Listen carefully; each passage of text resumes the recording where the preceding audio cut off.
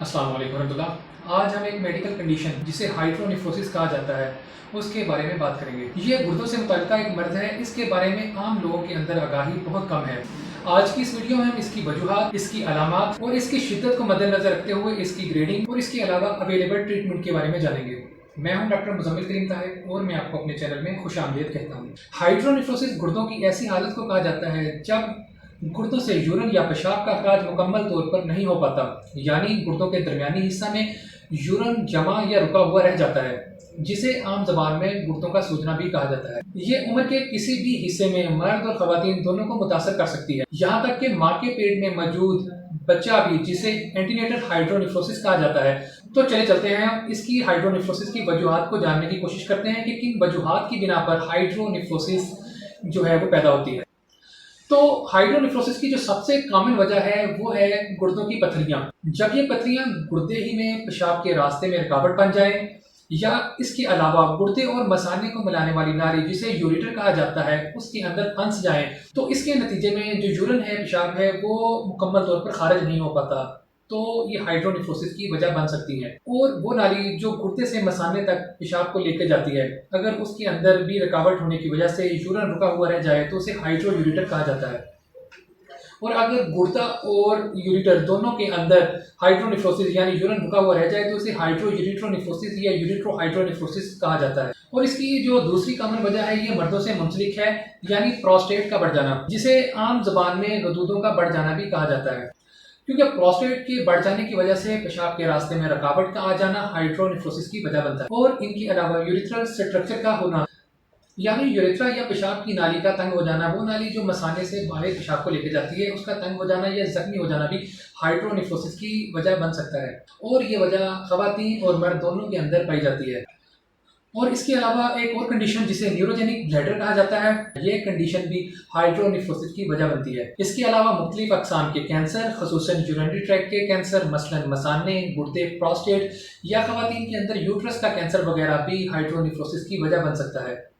और इसके अलावा कैंसर के अलावा मुख्तलिफ किस्म के ट्यूमर्स या और इसके अलावा खवातीन में एंडोमेट्रियोसिस का बनना भी हाइड्रोनेफ्रोसिस की वजह बन सकता है। अब हम हाइड्रोनेफ्रोसिस की ग्रेडिंग या दर्जाबंदी, अलामात और इसके नतीजे में पैदा होने वाली पॉसिबल कॉम्प्लिकेशन पर बात करते हैं। हाइड्रोनेफ्रोसिस को आमतौर पर 4 दर्जों में तकसीम किया जाता है। ग्रेड 1 या इसे माइल्ड हाइड्रोनेफ्रोसिस भी कहा जाता है। आमतौर पर इसकी कोई अलामत नहीं होती है और अमूमन इसकी कोई कॉम्प्लिकेशन भी नहीं होती। ग्रेड 2 या मॉडरेट हाइड्रोनेफ्रोसिस, इसकी मुमकिन कॉम्प्लिकेशन में यूरिनरी ट्रैक्ट इन्फेक्शंस का बार बार होना, पेट या पेट की साइडों में दर्द का होना, लंबे अरसे तक हाइड्रोनेफ्रोसिस रहे तो किडनी टिश्यू पर लगातार रहने वाले दबाव की वजह से गुर्दों के फंक्शंस मुतासर हो सकते हैं। ग्रेड 3 और 4 हाइड्रोनेफ्रोसिस, जिसे मॉडरेट टू सीवियर और सीवियर हाइड्रोनेफ्रोसिस कहा जाता है, इन दोनों दर्जों में जो गुर्दे हैं वो शदीद तौर पर मुतासर होते हैं। शदीद दर्द का होना, मतली और कै का बार बार आना, किसी चीज को खाने को दिल ना करना, ब्लड प्रेशर का कंट्रोल में ना रहना, बार बार और शदीद इन्फेक्शंस पायलोनेफ्राइटिस की मुमकिन वजह भी बन सकते हैं, जो एक जानलेवा मर्ज है। और इसी तरह इन दोनों दर्जों में गुर्दे शदीद तौर पर मुतासर रहते हैं। अगर ये लंबे अरसे तक रहें तो मरीज किडनी फेलियर की तरफ भी जा सकता है। अगर हम इसकी जनरल अलामात की बात करें तो इसकी जो अलामात हैं वो इसकी शिद्दत के ऊपर मुनहसर करती हैं। मसलन जिस तरह पहले बात हुई है कि माइल्ड हाइड्रोनेफ्रोसिस के अंदर अमूमी तौर पर किसी किस्म की अलामात नहीं पाई जाती, मगर जबकि सीवियर हाइड्रोनेफ्रोसिस के अंदर अलामात शदीद होती हैं। अगर किसी मरीज़ के दोनों गुर्दे इकट्ठे मुतासर हुए हैं तो ये अलामात बहुत ज़्यादा शदीद हो सकती हैं, जिसमें बहुत ज़्यादा मतली का आना, बार बार कै का आना, कोई चीज़ भी खाने पीने के फ़ौरन बाद कै का आ जाना, जिस्म के ऊपर ख़ुसूसन हाथों और पाँव के ऊपर सोजिश का आना।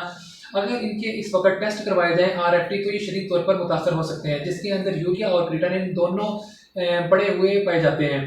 और इसके अलावा यूरिन या पेशाब करते वक्त दर्द या जलन का होना और बुखार का होना वगैरह शामिल है।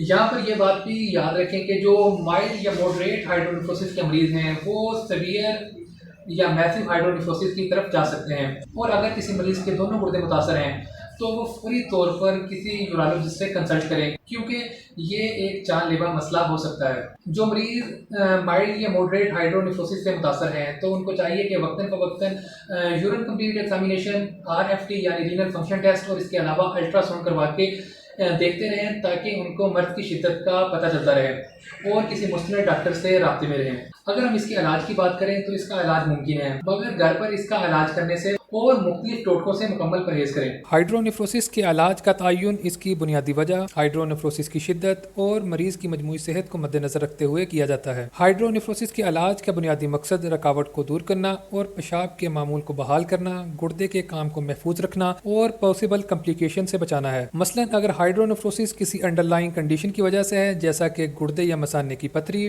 ट्यूमर, पेशाब की नाली का तंग हो जाना, तो इसका इलाज ज़रूरी है। मिसाल के तौर पर गुर्दे की पथरी का इलाज अद्वियात, लिथोट्रिप्सी या सर्जरी के ज़रिए निकालना है।